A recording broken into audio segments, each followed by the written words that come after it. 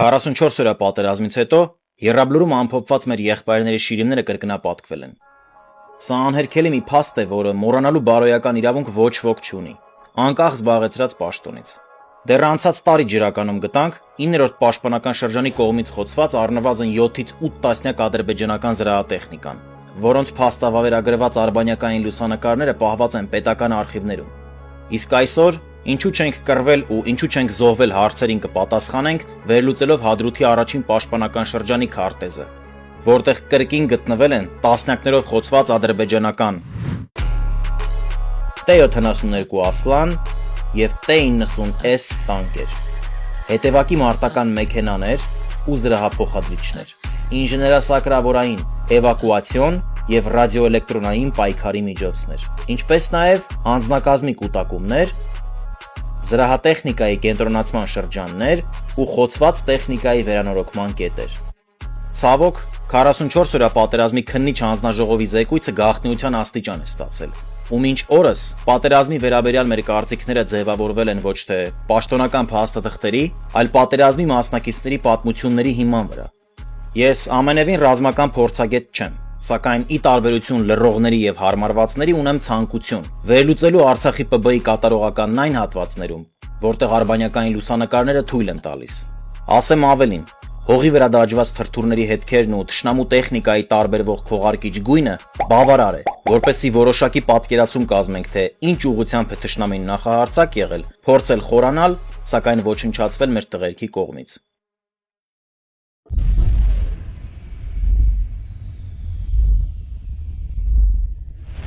Միայն Ղարախանբեյլի Ֆիզուլի հատվածում հակատանկային մարտկոցի ավագ սերժանտ 20-ամյա Դավիթ Մանվելի Գրիգորյանը խոցել է թշնամու 12 տանկ, 10 զրահատեխնիկա,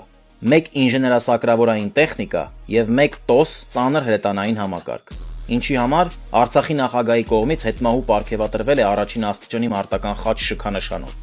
Նույն տեղանքում Ֆագոտի հաշվարկի հրամանատար 20-ամյա Դավիթ Լյովայի Գրիգորյանը խոցել է 15 տանկ ու 1 հետևակի մարտական մեքենա, իսկ 19-ամյա Յուրա Հայկարամի Ալավերդյանը խոցել է 12 տանկ, 2 Ֆագոտ հաշվարկ և 4 տրանսպորտային միջոց։ Հոկտեմբերի 4-ին երկուսն էլ Արցախի նախագահի կողմից արժանացել են Արցախի հերոս կոչմանը։ Հիշեցնեմ, որ այս արբանյակային լուսանկարներն արվել են 2020 թվականի հոկտեմբերի 3-ին, իսկ տղաները պարգևատրվել են հաջորդ օրը։ Միայն նրանց խոցումների համագումարը կազմում է առնվազն 50 զրահատեխնիկա։ Սրան էլ գումարում ենք 9 ՊՇ-ի խոցած 80-ը և ստացվում է մոտ 50 կիլոմետր երկարությամբ, 2 պաշտպանական բնագծերի ճակատով հոկտեմբերի 3-ի դրությամբ խոցվել է առնվազն 130 ադրբեջանական զրահատեխնիկա։ Դե Գենշտաբի պետ Նաջմեդդին Սադիգովի ականջը կանչի։ Իսկ հիմա փաստերով։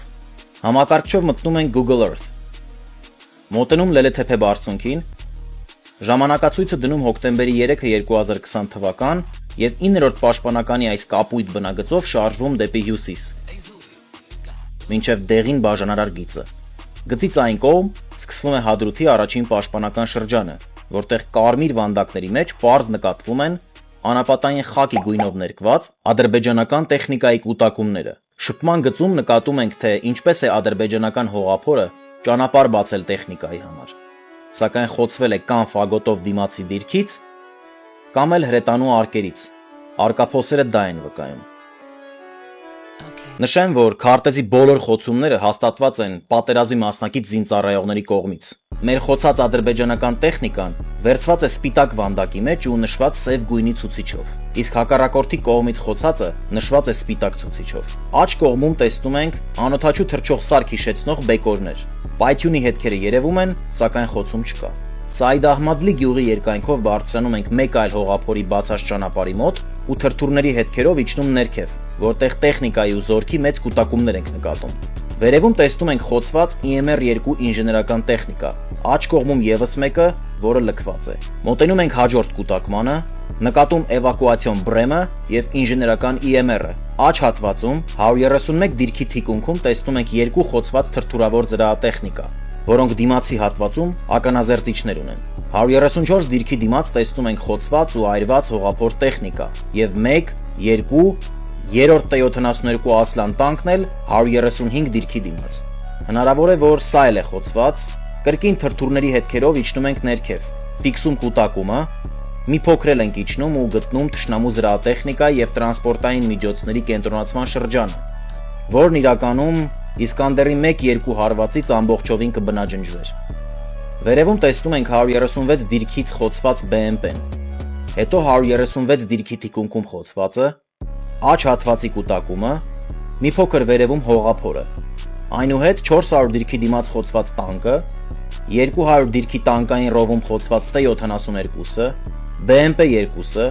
T-72-ն իրականազերծիչով, եւս մեկը, երկրորդը, երրորդը, չորրորդը, որը շուռ է եկել, իսկ կողքին անձնակազմի կուտակում կա։ Մոտենում ենք Կարախանբեյլի գյուղի մատույցներին։ Գերեզմանոցից ոչ հեռու գտնում խոցված BMP-2-ը, BTR հիշեցնող տեխնիկան, եւս մի BMP-2, իսկ մոտակայքում կրկին անձնակազմի կուտակումներ տեսնում։ 1, 2, 3, 4, սա էլ 5։ Փորձը ցույց տվեց, որ օրեր շարունակ հարձակվելուց ու ոչնչանալուց հետո թշնամին դադարել է ճակատ առ ճակատ դուրս գալ։ Նույնը 9-րդ պաշտպանական շրջանում էր։ Եթե ադրբեջանական զրահափոխադրիչը կամ հետևակի մարտական մեքենան խոցվում էր, այդ վտանգավոր ուղղությամբ այլևս տեխնիկա չէր ուղարկվում։ Փոխարենն անձնակազմին տրվում էին զգոնությունը, մտավոր եւ ֆիզիկական կատարողականը բարձրացնող էներգետիկ հաբեր, որոնց ազդեցության տակ էլ մարտիկները ողջ մարտալրակազմով առանց դադարների կիլոմետրերով երթ էին անում ու փորձում ներթափանցել թիկունք։ Շարունակենք։ Վերևում տեսնում ենք երկու միավոր BMP-2, որոնք խոցել է բետոնե կամրջին կից անտառում քողարկված մեր T-72 տանկը։ Աջ հատվածում առաջին պաշտպանական շրջանի մեքենաների կենտրոնացման շրջանն է։ Մոտակայքում գտնվող ադրբեջանական BMP-ները խոցվել են ֆագոտով։ Ավելի աջ կգտնենք խոցված եւս մի BMP-2։ Դեպի ձախ T-72 Ասլան եւ T-90S։ Երկուսն էլ մոտ 200 մետր հեռավորության վրա SPG-9-ով խոցել է Հադրութի մոբը։ Դեպի ձախ 300 դիրքն է։ Այս BTR-ն ու BMP-ն խոցվել են Մուշ հրամանատարական բունկերից, իսկ այս T-72-ը խոցվել է ականանետով։ Իջնում ենք ներքև։ T-90S, Էվակուացիոն Brem L, եւս մի T-90S։ Դեպի ձախ BTR-82, T-72 եւ խոցված ու կողաշրջված T-90S։ Եվս մի BMP-2, մոխրացած T-72 Ասլան, որի աշտարակը պայթյունից մի քանի մետր այն կողմ է շպրտվել։ Շարունակում ենք իջնել դեպի Ջոնսոնի դիրք, BMP-2, Pick-up, BMP-2, կրկին BMP-2, եվս մեկը, հերթական մոխրացած տանկը, եվս մեկը, եվս երկուսը ռովից աջ ու ձախ, իսկ ռովի ներսում իրար մեջ մխրճված ու խոցված 3 միավոր զրահապատ տրանսպորտային միջոց։ Մյուսներն էլ աջ կողմում հանգիստ սպասում են իրենց հերթին։ Փաստորեն, միայն 54 միավոր խոցված ադրբեջանական զրահատեխնիկա մենք գտանք հոկտեմբերի 3-ի դրությամբ, թե որքան է խոցվել հետո, գիտի միայն Աստված։ Հիմա կրկին գնանք առաջին պաշտպանական շրջանի բնագծի սկիզբն ու իջնենք Շուքյուրբեյլի գյուղից ձախ գտնվող տեխնիկայի վերանորոգման ավտոպարկ։ Ինչպես տեսնում եք, ամսի 3-ի արբանյակային լուսանկարների սահմանն այստեղ ավարտվում է։ Միայն երևում են Brem եւ EMR ինժեներաէվակուացիոն միջոցները, իսկ այս ավելի կանաչ հատվածը նկարված է օգոստոսի 13-ին, որտեղ ավտոպարկը դատարկ է։ Սակայն եթե ժամանակացույցը դնենք հոկտեմբերի 30-ի վրա, ապա կհայտնվի ողջ այն տեխնիկան, որը շուրջ 1 ամիս այս տարածքում խոցվել կամ շարքից հանվել է։ Առնվազն 39 միավոր տեխնիկա ավտոպարկի ներսում է։ 9, 11 ու եւս 13-ը հարակից տարածքներում։